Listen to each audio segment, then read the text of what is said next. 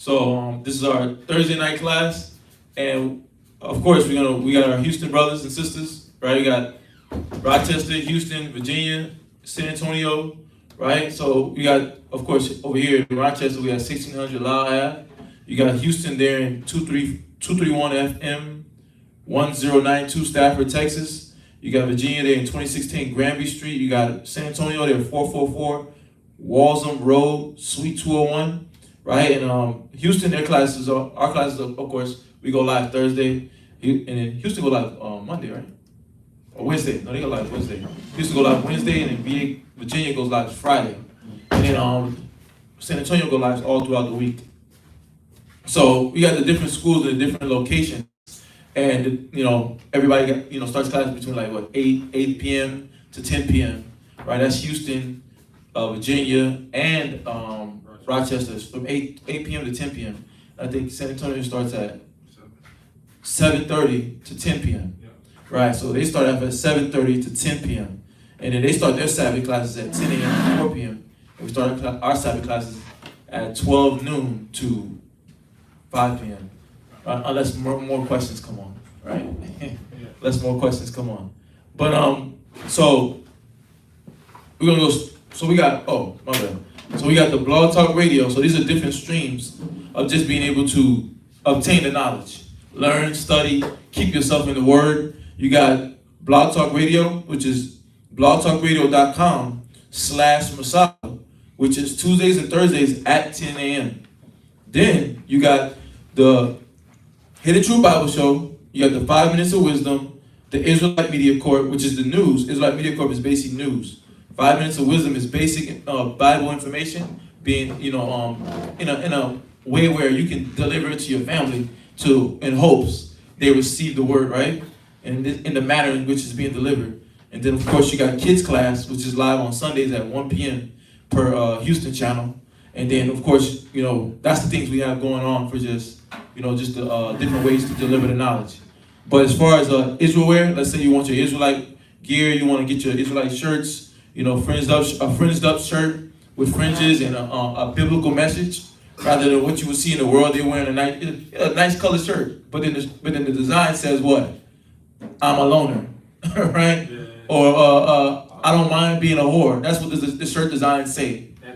Anti-social club, right? So, but then that feeds the mind of the people the wrong way. So we have shirts that have biblical quotes in them, biblical messages, with a biblical intent to spark the brain, right? And people look at things, people pay attention, so that a picture speaks 1,000 words. So Israel has the shirts that you can order for $35 a month. You can subscribe for $35 a month and get a shirt every month, or you can get a shirt with a headband, right? And a headband would be what you see on covering my forehead. You can get that for $75 a month. So if you want to build up your closet without even thinking about it, like, man, I need to get some more French stuff. I need to get some more clothes with fringes. Well, you can do it without even thinking about it, right? The only thing you're doing is your bank account, right? But it's worth it though. It's an investment because why? You get more pure clothes. Then your kids see it, they get more enlightened by it because they're like, dang, you make it look cool to them. You make dressing nice look cool. You make, dang, that's a dope dress. Dang, mom, I like your dress with the fringes on. Dang, dad, your shirt is fire. Can I get one? Right, what did the dude that say the construction site? Can I get a shirt? God. Right, well, damn, y'all still ain't give him a shirt. And that's what, months later? Yeah. Months to a year later? But, you got to do all things right? He don't just wearing a shirt and then he represented the wrong way. God. But, so we have that. And then, of course, you have, that's Israel wear. Israel wear, that's fringed up, excuse me. What I was just talking about was fringed up. Israel wear is for the headband and the garment, right? And then the tunic. That's what Israel wears for. And you can get a custom one made. So you don't have to wait till Passover or something specific. You can get it made at any moment, right? If let's say you got a denim jacket, you want to design that, you can do that too. So you can do a bunch of different things with Israel wear.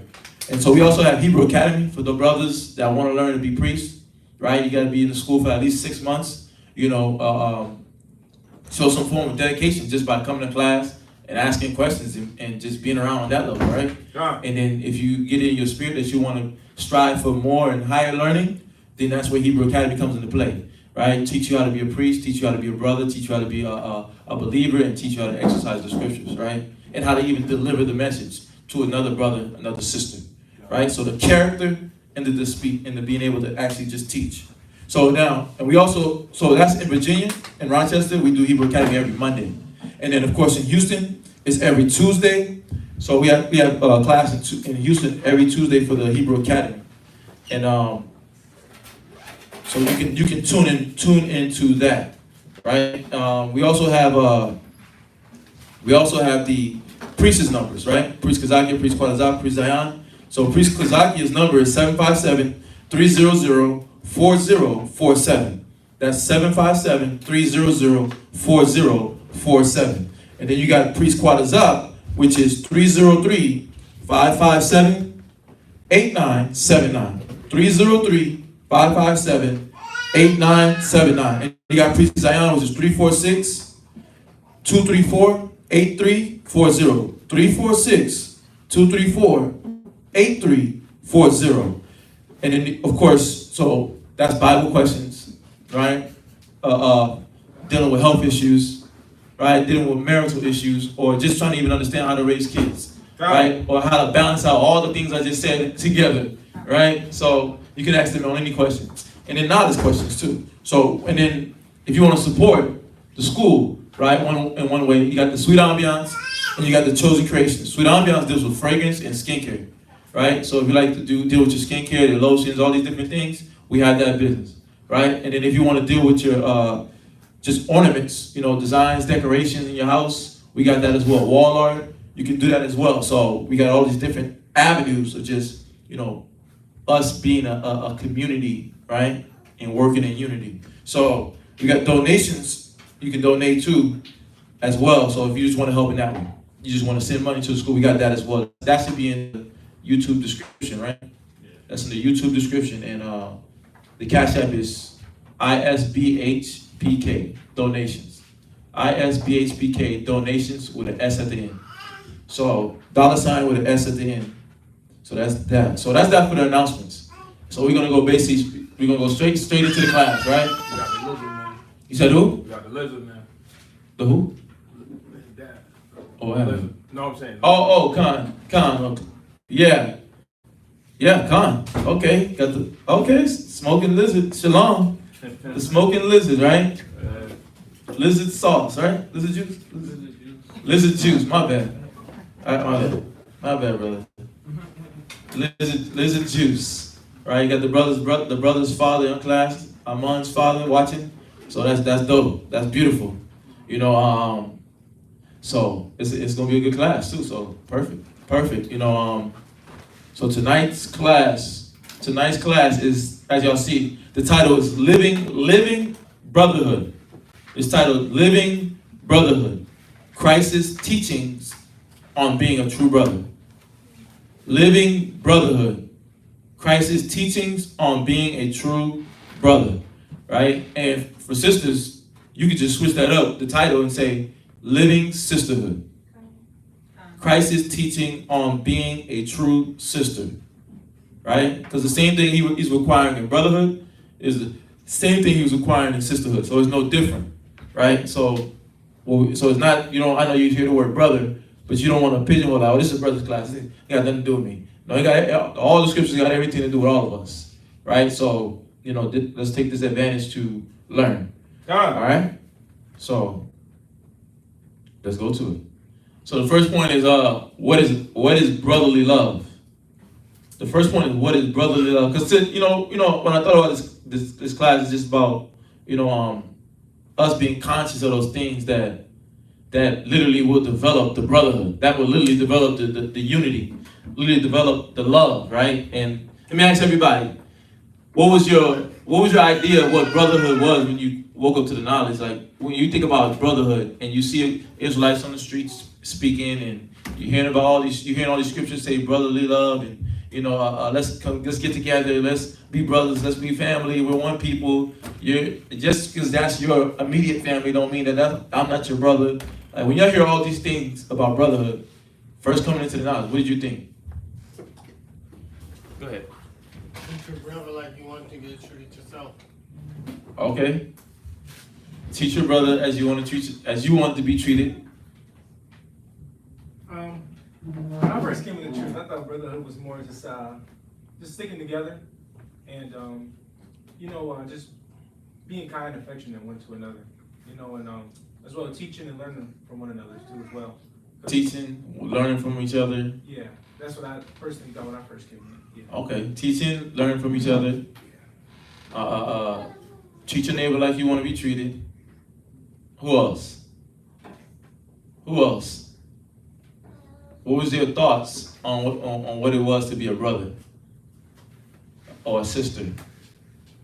A brother or a sister, right? Go ahead, Armand. Helping one another. Uh-huh. Being there for each other. Just learning together too. Help each other, being there for one another and learning. Learning with each other. Okay. Sisters, how about y'all? Go ahead. When I first got in the truth, it was different from like when you in the world, you think you just got like best friends and things like that. So Right.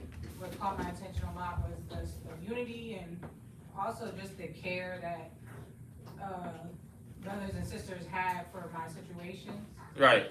Just the care and how they really just sat down and talked to me about what really was going on with me Alright. at that time. Yeah. I'm like, oh, okay, dang, they really care. Yeah. And sometimes it was like, why they care so much? But I see now because this is how we're supposed to be. This is how we're supposed to live. Right. So, and then the unity. So it came off. You was like, oh, it's nice, but then at a certain point, you're like, oh, it's kind of strange. Yeah, because you struggle. I struggled a lot in the world with trying to change certain things because I felt like people didn't care. Right. So I just did whatever I wanted to do.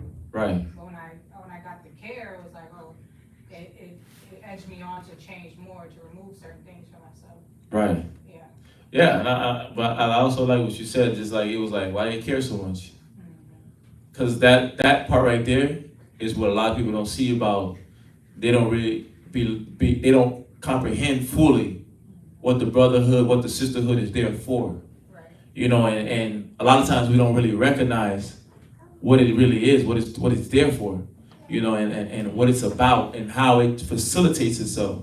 And what I mean by facilitates itself, like how it involves itself in your life. How does it come to you, right? When it, like, the help, because I said it, help teach each other. Well, how does that look? What's the structure of that? How does that even look? Helping each other. Helping each other, caring for each other. How does caring for each other even look? We don't know those things. We don't know what caring for each other looks like. We don't know what having a love for each other really looks like, to where like it was strange to a certain degree, right? And he's like, is this real? The people be thinking about it, they're like, man, is this real? Did he really mean that? Does she really mean that? Right. Yeah, because it was like, I remember like the first council I got in, like a real one, and it was like 3 hours, and I'm like, really serious? I'm giving you the change. Like it was like a whole plan set out and everything, and I'm like, dang. But it was like at that moment, it was like, dang, you really want to change? So it was Yeah. Like, and I don't know if they hear you. My bad. I'm gonna repeat what you're saying because I don't know if they hear you online. But it's like she said there was her first like real council. Yeah. It was like a 3-hour council, and she was like, "Dang, why they want me? They really want me to change?" She said they had a plan and everything. Yeah. Right, brothers. So my brothers had a plan for her and everything, just out the scriptures, obviously. This plan is coming from the scriptures. So on how to help to change. But go ahead. Yeah, so it was when I look back at it now, it was really dope because you don't get that. Yeah. You get people that just like, oh, you'll be all right, or keep doing you, whatever makes you happy, All right, God got you. Yeah, your parents ain't really telling you nothing, so. Right, this is saying, and nothing's being said. Nothing like, no plan is being given. Everything's just, God got you. Yeah. Jesus gonna take the wheel. Just give Jesus the wheel, you good. Right, but in reality, we don't really know who Jesus was or anything. So. Right. He didn't even know his color. How much more his character and his mannerisms. Right? Didn't even know his color. But we don't really even know the literal teachings of Christ.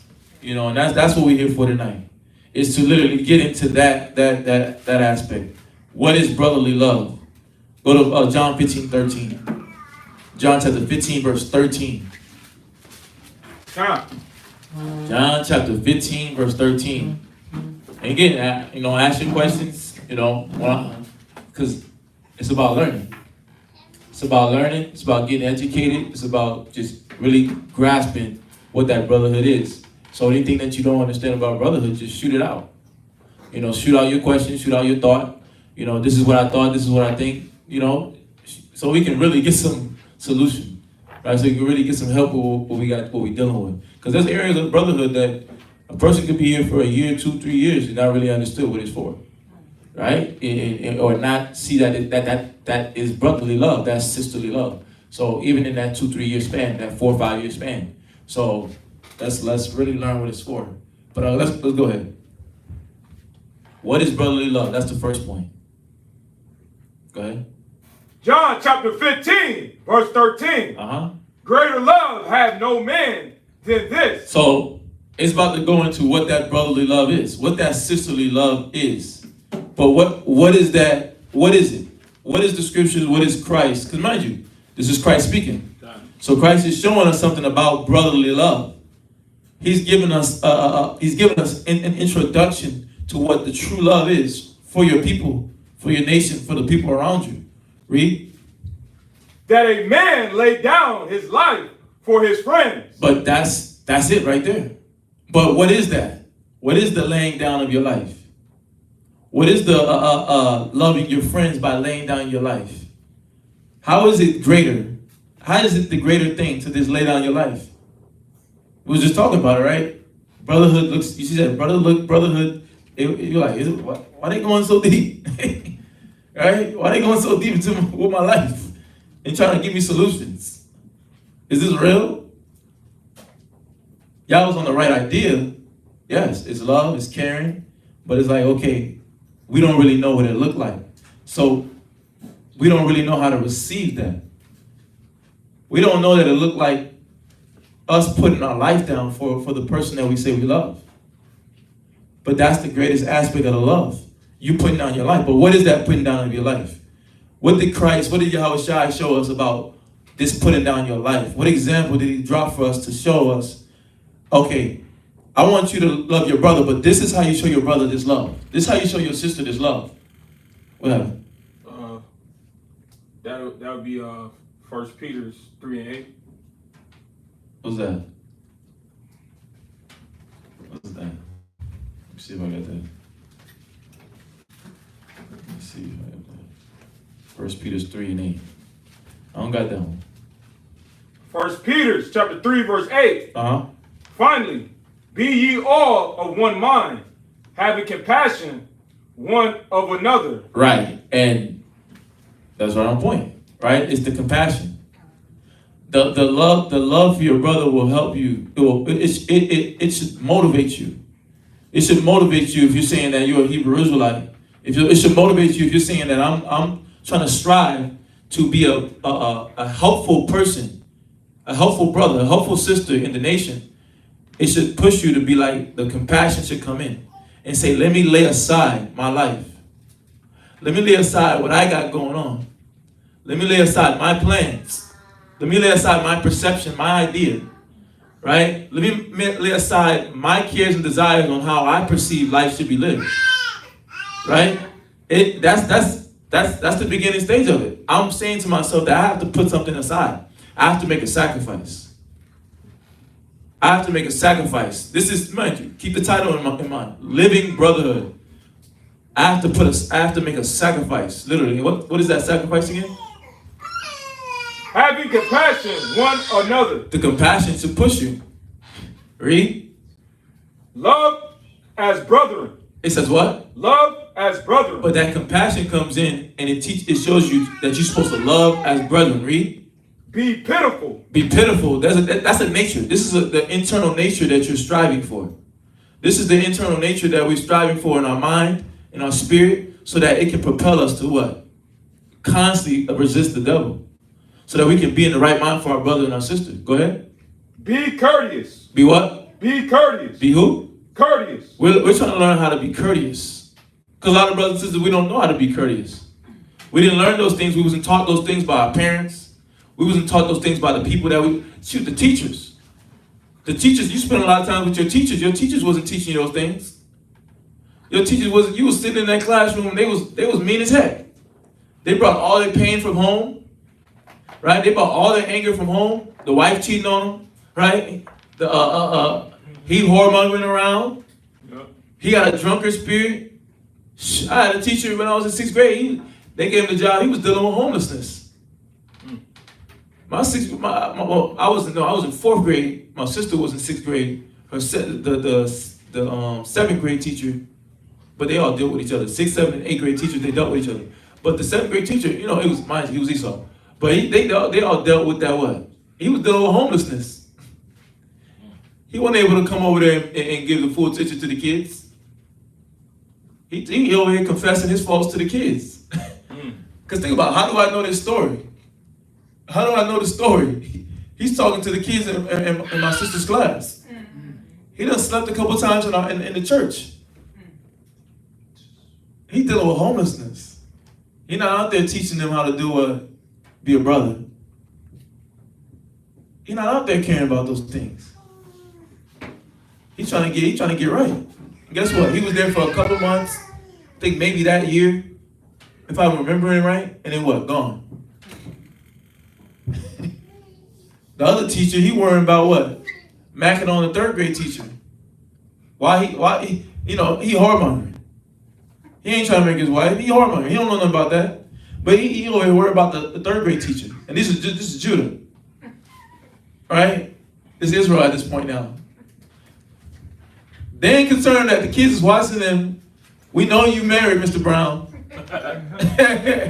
Right? But you over here trying to mess with Miss Parker. Or something. I forgot her name. I think it was Miss Parker.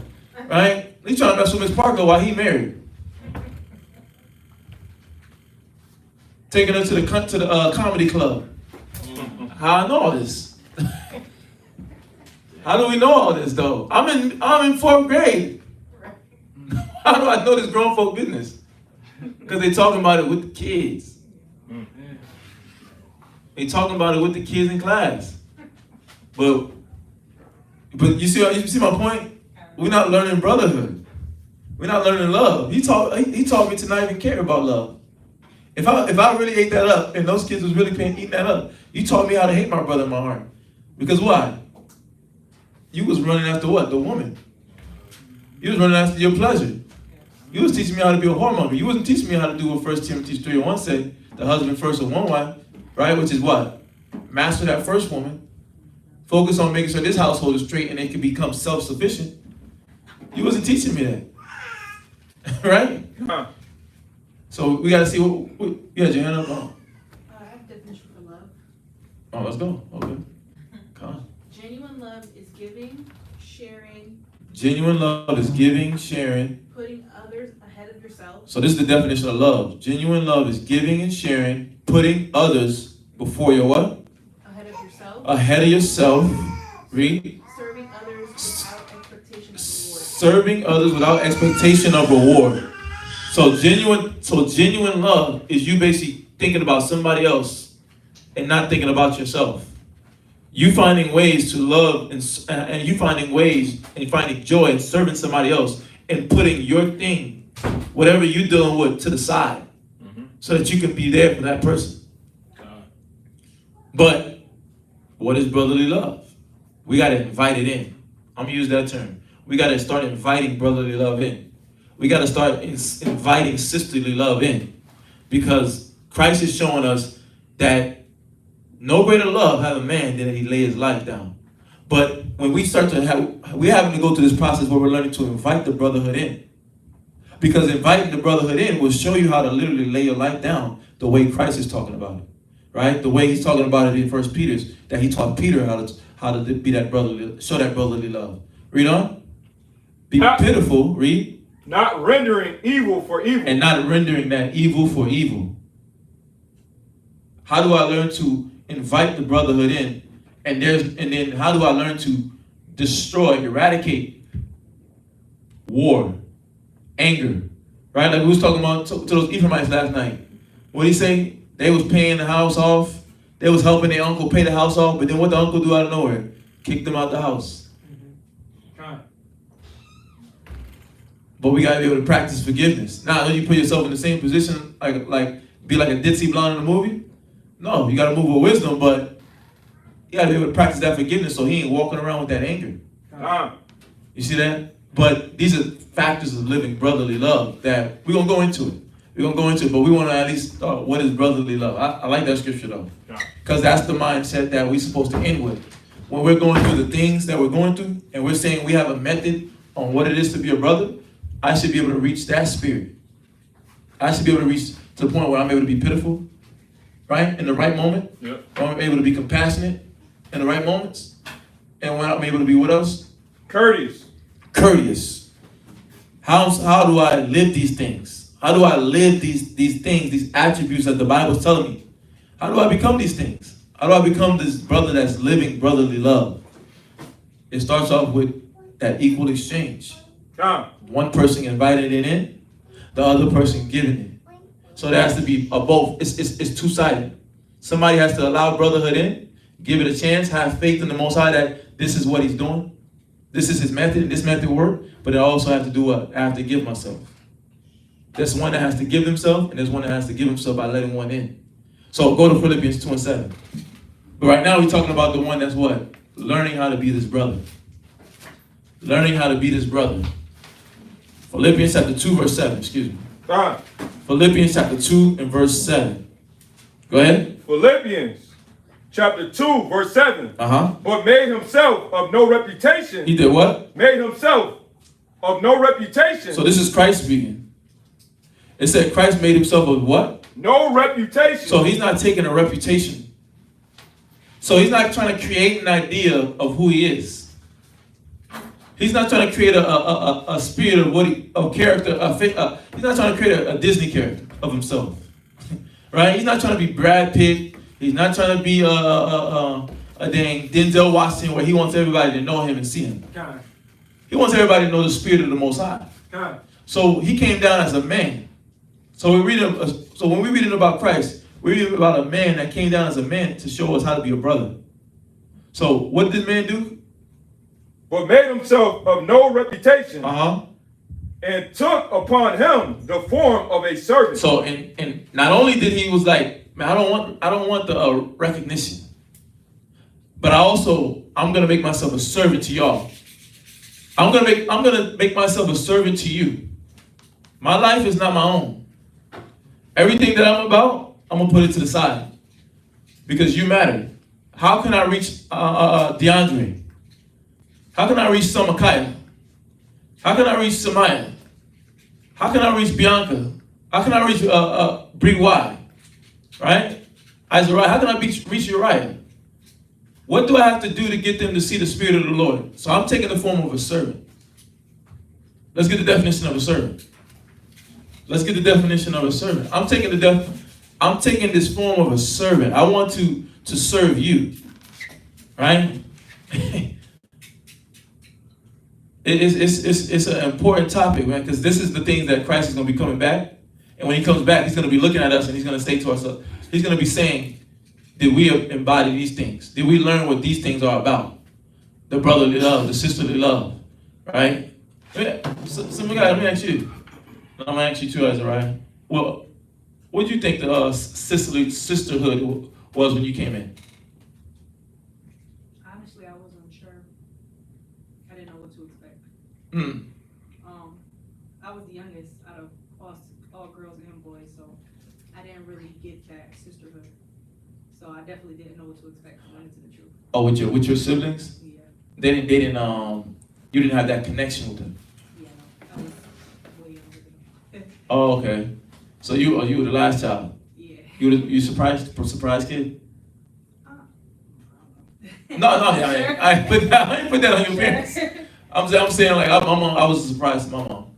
Not like she was. I'm not saying she's jumping around or anything. I'm just saying like your parents wasn't expecting to have like another kid. Oh, okay. Yeah, because I'm like you saying like they 40 and you like 25. But you didn't know what to expect. Yeah, I didn't. Okay. Well, you grew up around it, Azariah. Well, what you? Because obviously you're young, you're hearing the word, but certain things you seeing, but you ain't fully understanding. So what was your thoughts on just what sisterhood was? When you think about it now, think about all your experiences, and then fast forward to this point in time in your life. What do you think sisterhood was?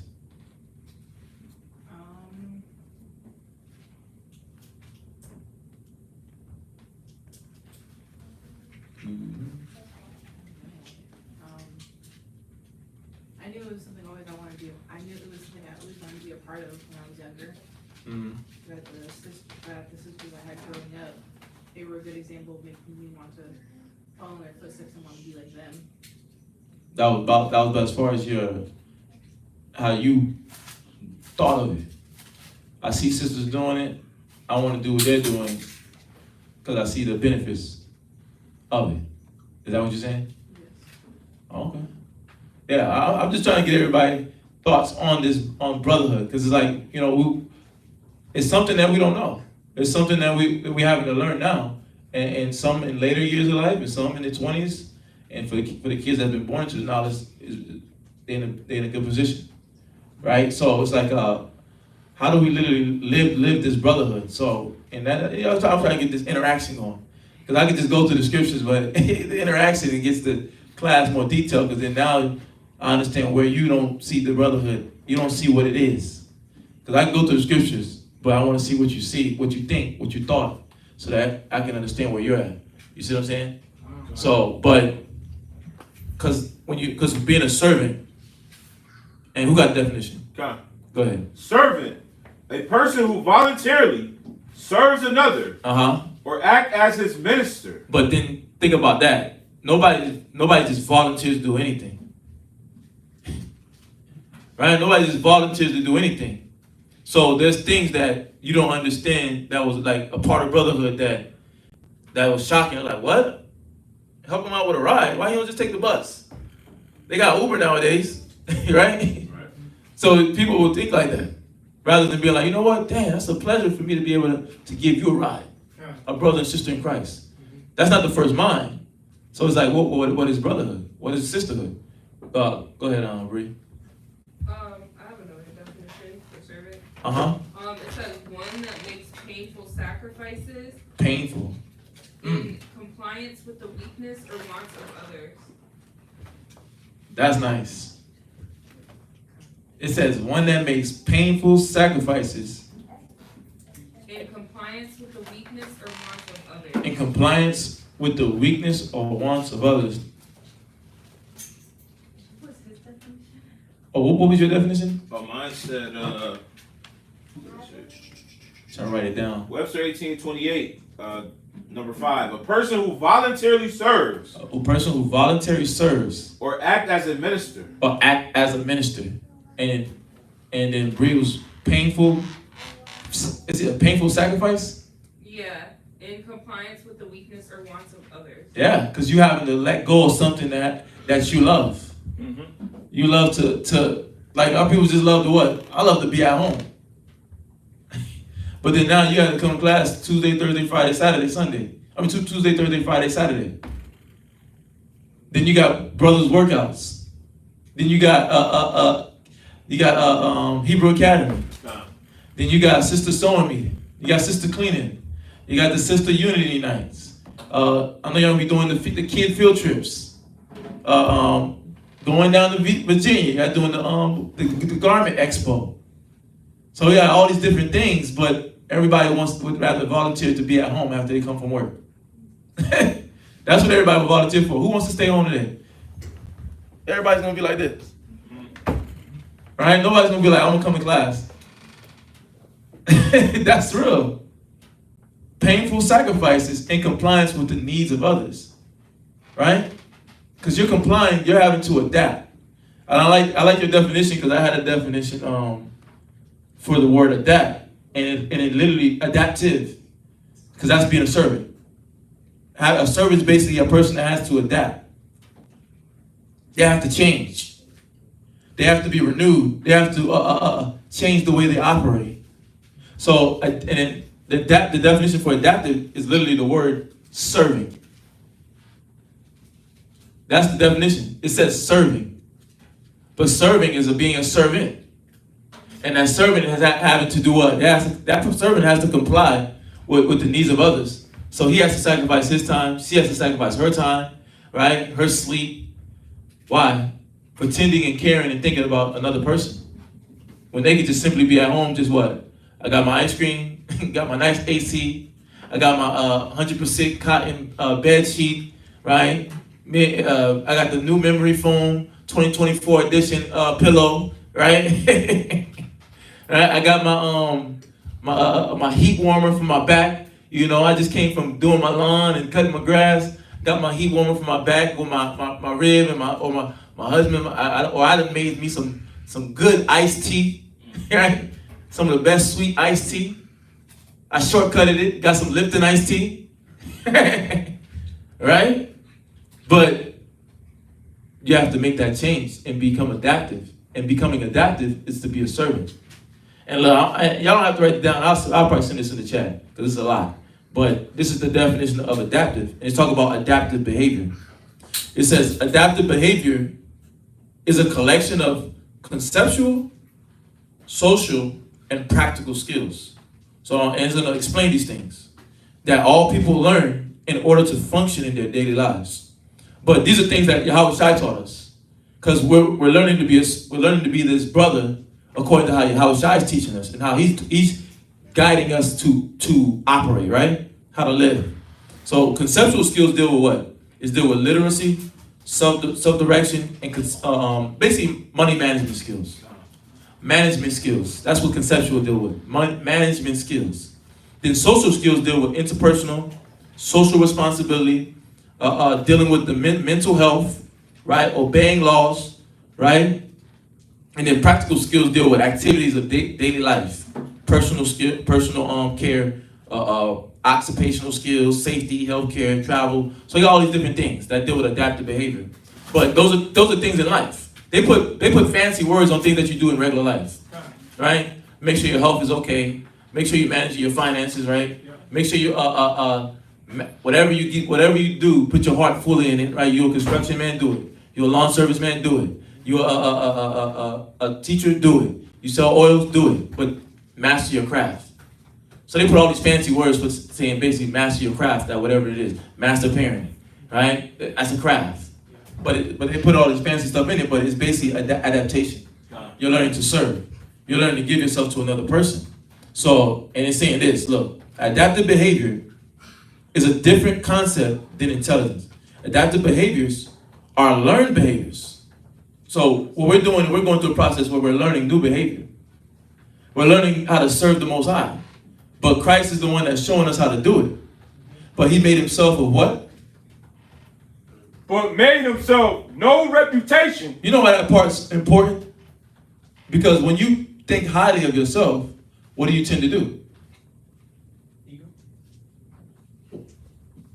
Kind of, yeah. Definitely. You want to be like seen. You want to be seen. You want to be seen by others.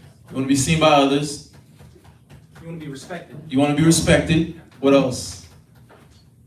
What else? Because those things have results. Ego, want to be seen by others, want to be respected, inordinately, right? In order meaning like not in the proper spirit.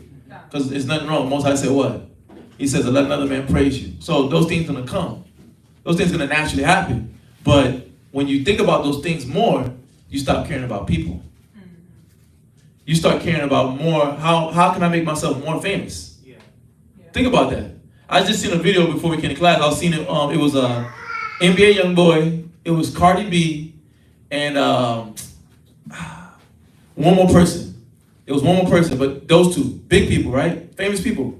They was like, damn, I'm tired of making this music. They literally said this stuff, but then nobody sees these videos that they've been talking about these things. I'm tired of making this music. He's like, damn. When I think about back to what I was rapping about. The music I was making, that was really channeling people to really go out there and do those things. You're like, damn. But think about what made them not think about all those things they think about right now. She's like, man, I don't want to make the music where drill music and shake it and murder music and shake the butt. You know, she said she don't want to do that no more. Because now they're seeing the repercussions of what they did with their music, the effect that it had on people. Them not being a brother, her not being a sister, caring about her sister. Now they're seeing the effects of those things. Yeah, she's thinking about her own kids too. She's thinking about her own Now kids. she has to try to seal them for listening to her music.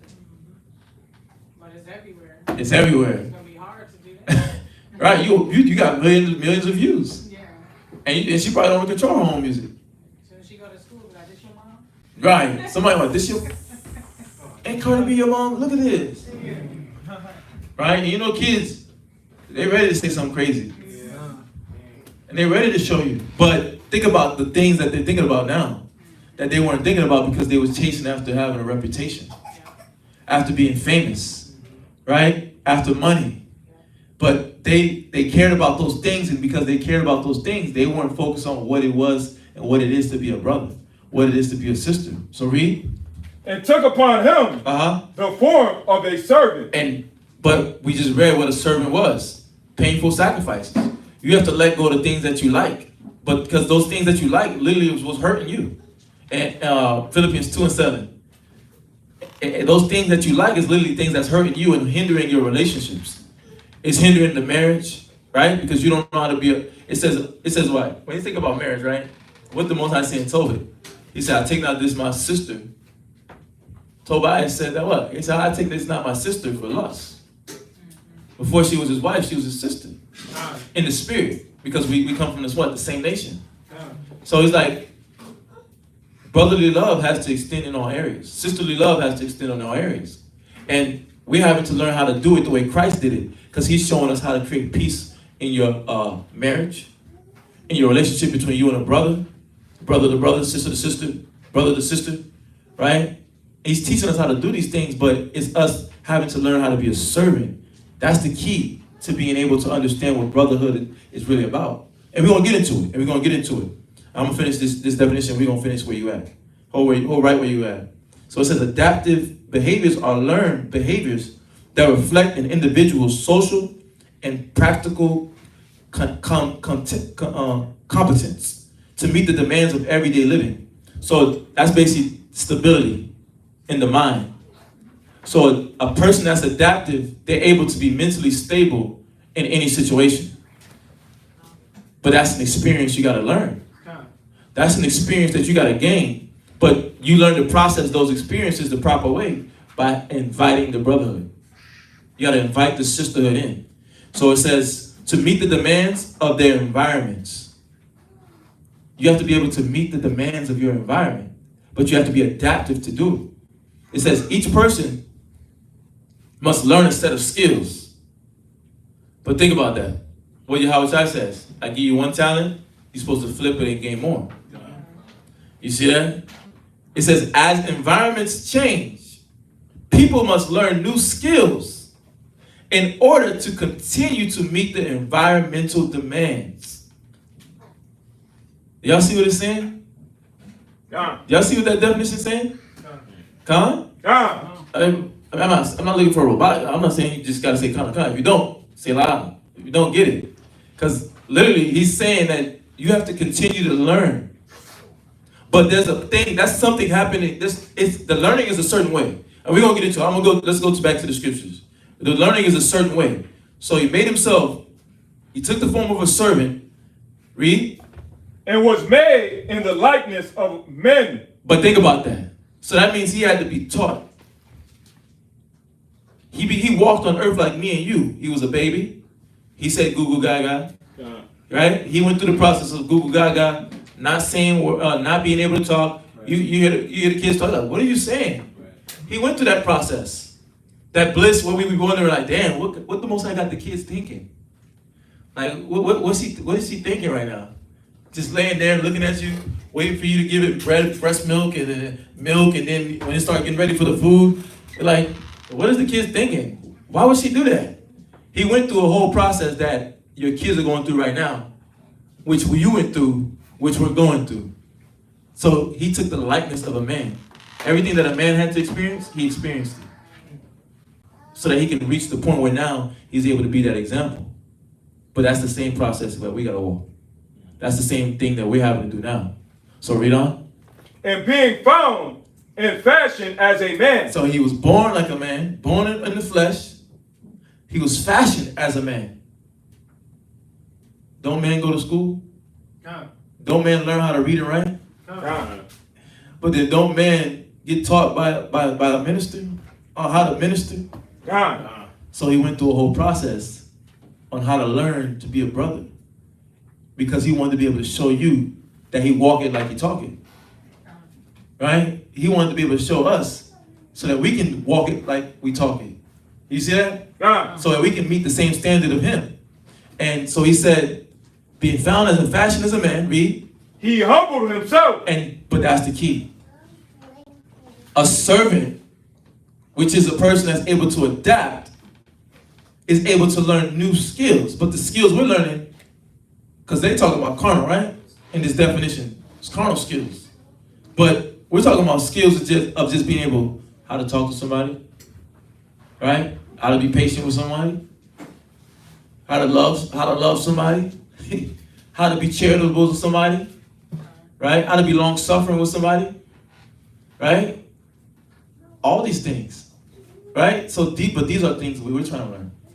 These are things that we're supposed to be picking up. But these are things that the brotherhood is going to teach. These are things that the sisterhood is going to teach. So when I say you got to invite it in, you got to seek it out. You got to invite the brotherhood in, because that's the same way Christ did. He invited the brotherhood in. He invited the brotherly love in, and he studied the righteous men that was in his space. Right? His mother, his father, he studied them. Right? The righteous men, the teachers that was in the dwelling, the ones that the Most High had him cross paths with, he followed it. So that he can what? Learn how to be a brother as well. Read. And became obedient. And became what? And became obedient. And that obedience, because he that fear of the Lord sat on his spirit, he was able to do what? Serve his brothers. He was able to adapt. He was able to learn new skills, new attributes, spiritual attributes every day to be able to what? Facilitate the need of the people. So what is that? So he says, greater love had no man that he laid his life down for his brother. Go to Matthew chapter 25 and 35. Finish where you at, you right? And became obedient unto death. Read. Even the death of the cross. Even the death of the cross. How did he get to the point where he was obedient to die on the cross? And not care about his own self? Whoa. Wait, Caesar. Wait, Caesar. Oh, okay. Caesar, I'm done. Listen, I'm going to let you do what you do with Rome. I'm going to let you do what you do with Jerusalem. Just let me go all the way to Arsarit. I'm going to go with the brothers over there in Arsarit. I'm just going to hang over there. Right? I'm going to go talk that Jesus stuff over there. Right? Did he do that? No, he died on the cross. He said, Father, forgive them, for they know not what they do. He said, nevertheless, let thy will be done. Because all the moments that he experienced where he had to be brotherly, where he had to obey and be obedient to what the word says, he stuck to it. He stuck to it. And that prepared his mind to be able to go through that excruciating pain. So read that. Matthew chapter 25, verse 35. For I was hungry. He said what? I was hungry. But these are the things that he made himself a servant to doing. These are the things that Christ made himself a servant to doing. He said, I was a what? I wasn't hungry. Right? And ye gave me meat. But he made himself a servant to somebody else's need. He made himself a servant. That brother was hungry. He fed him. That's food, literally, but it's also that spiritual food, that spiritual knowledge that the brothers and sisters needed. What we do? We got Sabbath meal after what? Sabbath class. Right? You got spiritual food and then you got physical food. But if a brother's in need, a brother's there to do what? Be charitable. Oh, you need anything out? Yeah, man, the check ain't coming till about next week, man. I got a couple weeks, man. I had to pay the bill, I had the light bill, car note, this bill. I need a little help on food, man. Food stamps was low, man. This ain't gonna last. Like, the food that we got right now ain't gonna last up until the time I gotta get paid again. Oh, we got you. Boom. And you know what? Hey, Akim, we got a brother that's in need. Like it's always sitting in the chat, right? The brother's in need. All he needs is if everybody can give this and this and this amount, we'll be able to give the brother something to do what? Take care of his needs. But that's a learned behavior, though. Because even when somebody be hungry, think about it. Think about it. Even when somebody's hungry and in need, think about without the scriptures, how it was in the world. Somebody will look at a person and say, no, I don't give a damn. I get out my face. That's your problem. That's your issue. Right? Your cousin, your auntie, your uncles, they will do that. And will not care. And will not be hurt by the fact that they told you no, when they knew you was clearly in need. That's the spirit of the world, but the Most High is showing us that we have to get these learned behaviors. This is a spiritual trait. This is what Christ showed us how to live. Read. For I was in hungry, and you gave me meat. I was what? I was in hungry, and you gave me meat. Read. I was thirsty, and you gave me drink. Read. I was a stranger, and you took me in. Go ahead. Naked, and you clothed me. Right. I was sick, and you visited me. I was in prison, and you came unto me. But all these things are things of hospitality, charity. These are all charitable acts that they don't stop. They don't stop just because you did it once. You don't stop because you did it twice. They don't stop because you did it 100 times. It's just supposed to be continual. It's just supposed to be everlasting. It's not supposed to end. But these are things that brothers and sisters have to understand, that this is a part of that brotherhood. This is a part of that sisterhood. Somebody needs you, but you got to know the skills on how to be used when somebody needs you. Right? Because you can give somebody food, right? But then what about the conversation they may need? The counsel they're going to need along with that food. Because they probably did something to put themselves in that position that they could have been avoided. Right. With them being put in that position. But what about the counsel that they need? How are you going to learn that counsel that's needed to be brotherly, sisterly, if you're not inviting the brotherhood in?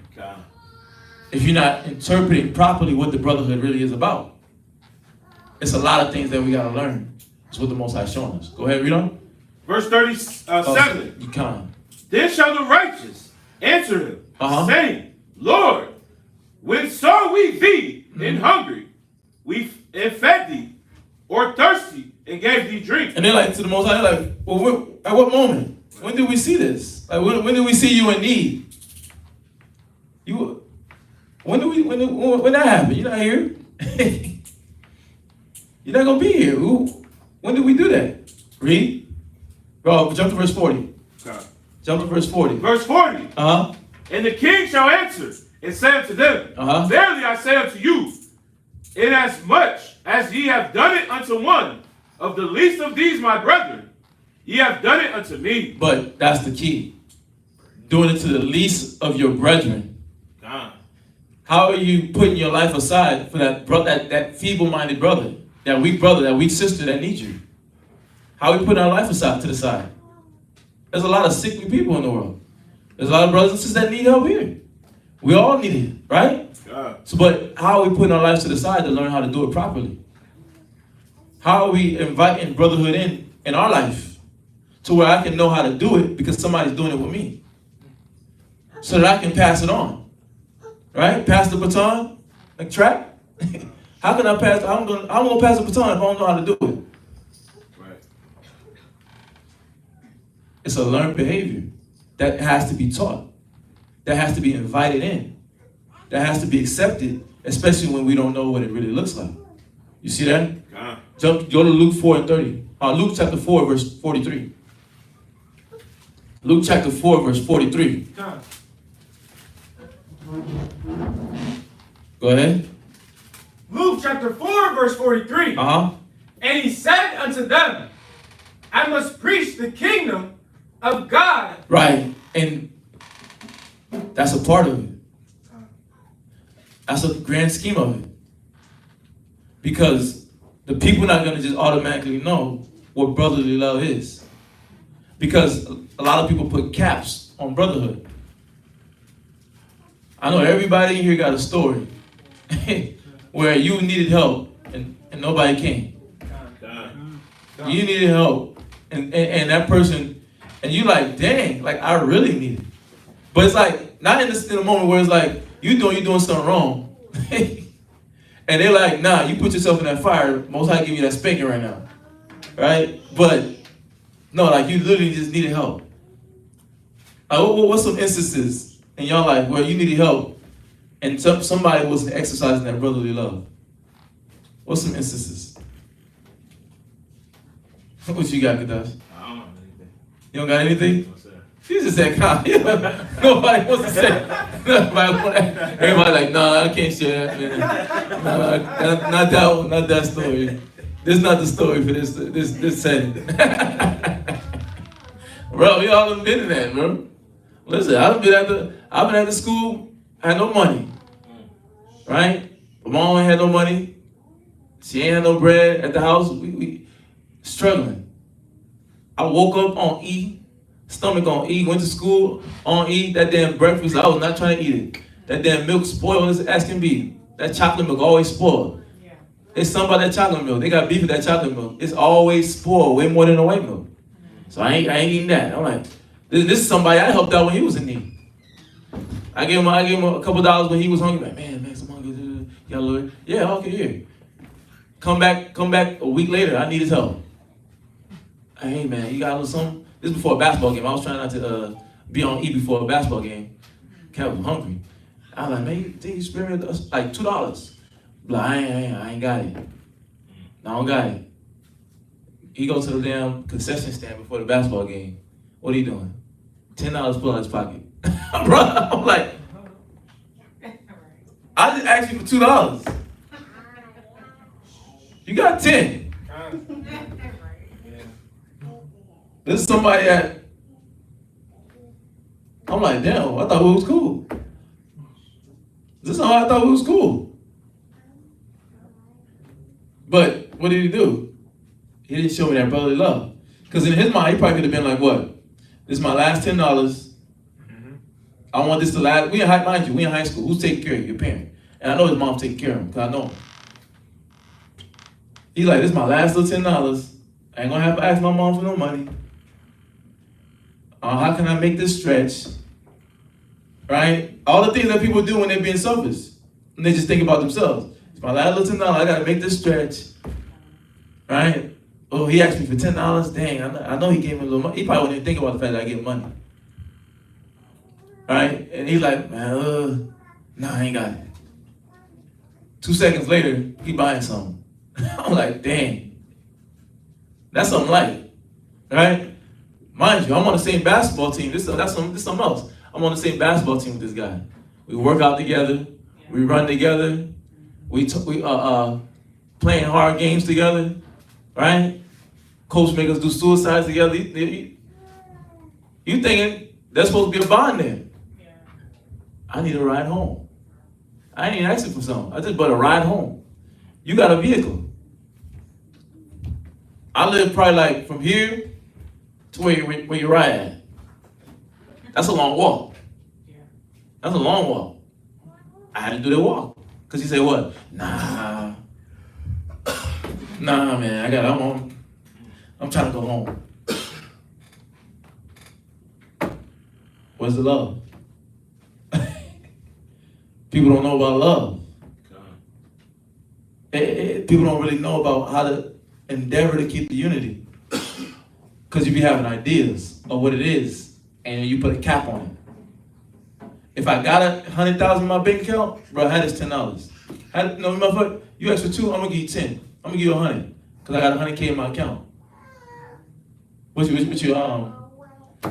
was just thinking about like how the truth really teach you about rides. How rides really got a spirit. It really got a spirit on it where it kind of rides, but when you in the truth, you really gotta give everybody rides, and you gotta be in the right spirit behind it. Right. Where you don't really think about that in the world, how important a ride can be for a person.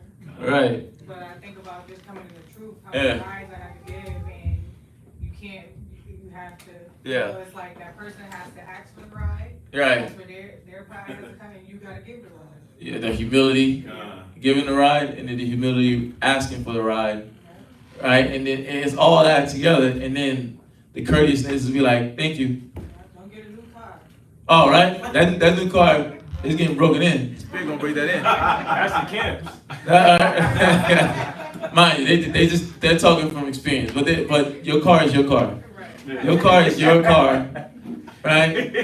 It's there but you have to have a willing heart to want to facilitate the needs of others. But that when they say that's mean what? You're recognizing that you're a servant. And that in retrospect, shoot, I'm just giving my car to the camp. Right? Yeah, when I was out in VA, I had no access to my vehicle. I was out there for those few months. Felt like I got humbled when I had to always reach out and ask somebody, hey, you can pick me up, take me here. And then the Most High was showing me that early, because when I got back to Rochester, I crashed my car and I had to ask for a ride all the damn time. So it was like, right. It was just a humbling situation. Yeah. Always, one experience prepares you for the other. right. Right? One moment where you have to invite the brotherhood. Right. That's what I mean by invite the brotherhood. That's inviting the brotherhood, because you have to put the pride to the side, the ego. Right. Like, I don't want to ask, because then cat's gonna feel like I owed him something, because he gave me a ride, and I know he gonna want gas, but this is my little $10. I'm trying to make this little $100 stretch. It's crazy because we talking about the ride. Now it's a little thing, like, because it's part of our lives. But it's actually a huge thing, because that opens up the door to a lot of other things that come after it. Yeah. For just brotherly love or sisterly love. Yeah. Because that can ease somebody's spirit. I'm like, damn. Hey, you give me a ride? Right. And no problem? No expectation? Don't ask for gas money, right? And is there anything wrong with the gas money? No, right? Because help, back, forth, help, right? Yeah.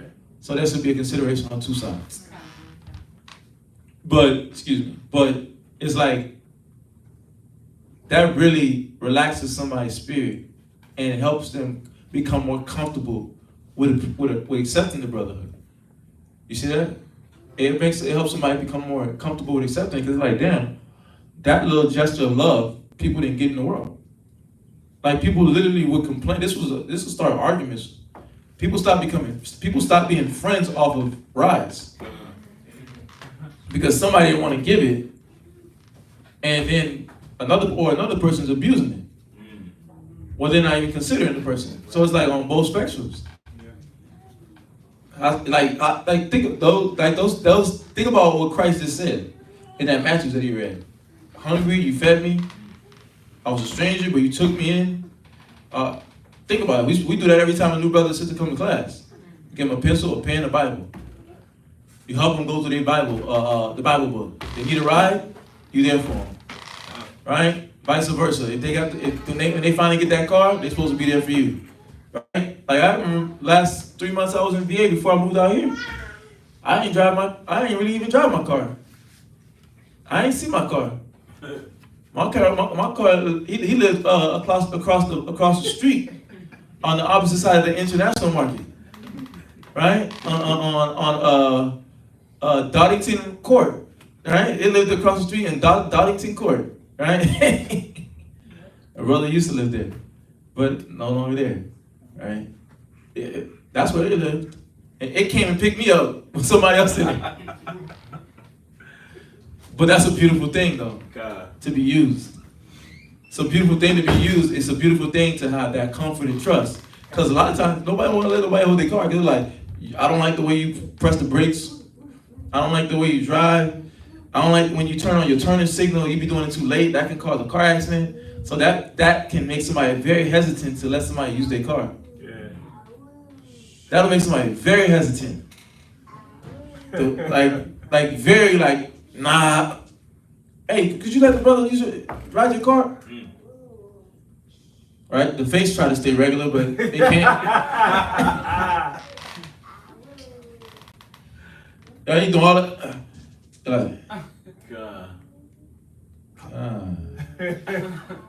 But see, can I talk to you real quick? Yeah. So, brother, I don't know if you know how to drive. Do you got a license? Right? Like, you go through this whole process. The car do a lot. Like she said, the car got spirit, got a whole spirit to it. The car got a whole lesson and spirit to it. I mean, I'm gonna go ahead and then I'll go to Bree. Even with people living with you, with letting people live with you, and in Houston, my family was 9 times out of 10 the one who invited people to come stay with us. So Right. it was always me giving up my room because I had my own room for a little second, but I was always giving up my room so the person could stay in my room so that they had a place to live, Mm-hmm. so they could come to class. Right. So I had to learn how to give up my own room and go stay with my brothers so that way they could have a place to live. Yeah. Somebody stay, a place, hospital. I was a stranger, you took me in. Right? A room was made because, why? It was to facilitate the needs of the people. This is a servant, though. That's a high form of hospitality, because ain't nobody let nobody in their house. Right. Nah. Well, they ain't let nobody in their house like that. Now, that's a learned behavior. That's something where you have to literally invite the brotherhood in. Right. And inviting the brotherhood in, I keep saying that for a reason. Is you allowing somebody to teach you that level of trust in the Most High, right? That level of trust with learning that brother that you're allowing in. That level of peace of mind that comes from, because that's a disturbed mind. When you can't be at peace enough to say, okay, you have the knowledge, you have the truth, but then to be hospitable and open up your house for somebody to come stay in and not want to do it. Does that add up? Because Christ just said, I was a stranger and he took me in. So you don't know me, but you still let me in. Think about this, the big thing, the brothers didn't know. I'm literally in this scripture. I literally lived this scripture with Shadak and Lakrab. And all the brothers. Because why? They literally did not know me. They only knew of my existence the day I called. It was like, hey, I want to come down and join the body. They literally only knew of my existence from that. They don't know if I had a record. They don't know if I was I got an addiction for thievery, right? They know I had a sex addiction. They don't know if I was a pill popper, right? They know if I was gang banging and then I was still gang banging while saying I'm in the truth, and then I'm bringing flags low key, and then I'm throwing up signs, and I'm going to hang out with the Bloods in Houston, and I'm throwing up signs. They don't know none of that. But I was a stranger, and they took me in. And then what? That first week I stayed with Lakarab because Shadak was prepping his house for me to come in. So my first week there, I stayed with Lakarab. Think about that. Lakarab didn't know me from a pickle. Right? He didn't know me from a pickle, but he let me in the house while his rib was pregnant. And he went to work. I'm in the house. She in the house working. Don't know me from a pickle. That's something you have to be taught.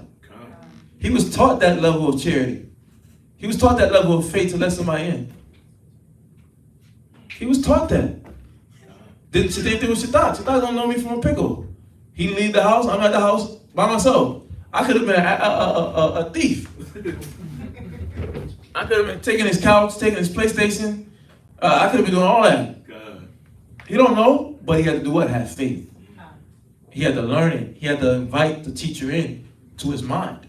That's the communication. That's the counseling. But what you got, scripture-wise? Luke chapter 4, verse 43. Yeah, because we gotta get these scriptures out. Go ahead.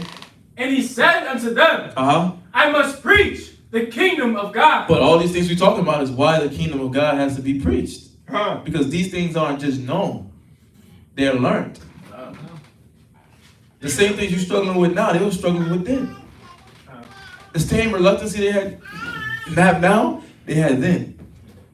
They had to be taught. Literally. Read. To other cities also. And it got to be taught everywhere. But if somebody's into themselves, how's the word going to get out? How's the next brother and sister going to learn to let a stranger in? The proper way, obviously, through counseling. Because we do everything through counseling. But how's the next person going to learn to feed the hungry? Spiritually and literally. How are you going to know to clothe somebody? These are learned behaviors. Go to 1 Corinthians 4 and 1. 1 Corinthians chapter 4, verse 1. We're going to run through a couple just so we get through So we get through these classes. It's the same point. Same point. Same God, point, but God. I'm gonna run to them a little bit. God. So we get through it. Go ahead. 1 Corinthians chapter 4, verse 1. Uh-huh. Let a man so account of us. That's why you have to have this teacher in front of you, because those things that we were just talking about above, all the examples that we're talking about, those are the things that Yahweh Shah was doing, but those are the things that the Most High is requiring for us to do, but we have to learn it. How can I get a dang report? How can I have a progress report of what I'm doing and account of what I'm doing if I don't know how to do it? Where's the account going to be? But if you're not allowing it while it's being given to you on how to do it, you fighting against it, then the only report that the angel's going to have in heaven that's watching over you right now is the brother trying to give him wisdom, he fought it. The sister trying to give him wisdom, he didn't receive it. This is how they show brotherly love. He didn't take that for brotherly love. Then now the angel that's over you, recording everything you're saying, everything you're thinking, that's all he got to report. He ain't got no good thing to report to the Most High. Because why? You're not letting nobody teach you so that you can learn how to properly do the work, so that when it says let a man so account of us, read. As of the ministers of Christ. He can't account you for a minister of Christ because you're not learning how to do the things that Christ was doing in the ministry. Read. And stewards of the mysteries of God. Right. This is a mystery to people. You're like, cooking for somebody? Picking somebody up is a mystery? Yeah, because people don't view these things as spiritual. Because they'll be like, we're going to go through the scripture real quick. Go to 1 Peter 2 and 5 and 2. 1 Peter chapter 5, verse 2. Somebody else get John 13 and 5. That cooking for somebody, that making a sandwich for somebody, that brotherly love, sisterly love is just like when Yahweh Shai washed one of the disciples' feet. And then that, I forgot the lady's name, she wasn't that, I'm not saying that right? Hold on, man. That's it? You using my tablet? Oh, yeah. You using my tablet? Go ahead. Oh, my bad. No, go ahead real quick. And then it was the lady that washed Yahweh Shai's feet with the with her hair. So wow, it's like you he was already expressing and showing the examples and the characteristics of loving one another and being in that state. And that's like that's the spirit of Christ. Yeah, I mean, that's the honest truth, because it's humbling. Yeah, it's humbling. You can't run from that experience, and the teacher's supposed to help you, show you how that was a humbling act, so that you can really process the experience. You're not gonna process it right. A lot of people don't see that, because they're like, "Why you didn't ask the other brother to give a ride? Why am I always the one giving the ride?" The Most High is working on something in you. He's working on how you give charity. You see what I'm saying? He's opening something in you. He's trying to purge a demon out of you when it comes to the ride. Because once you get past that, you're like, damn, I was tripping. Yeah. I was tripping over nothing. Right. Why was I upset? Right? Y'all picking on me for asking to give somebody a ride? Pick somebody up? Drop them off? Yeah, the sisters that online said, I had to do the same thing in high school with a friend of mine who didn't want to give me a ride after basketball practice. She lived right down the street from me. That was bad. No. That's real bad. Now, he didn't live right across the street from me. He was definitely going the opposite way, but that opposite way still wasn't that far. It was a straight line drive. I know exactly where he lived. Right? That was a straight line drive. But that's bad. That was right across the street. Come on, man. Come on, man. She must ain't been going straight home, doing some things she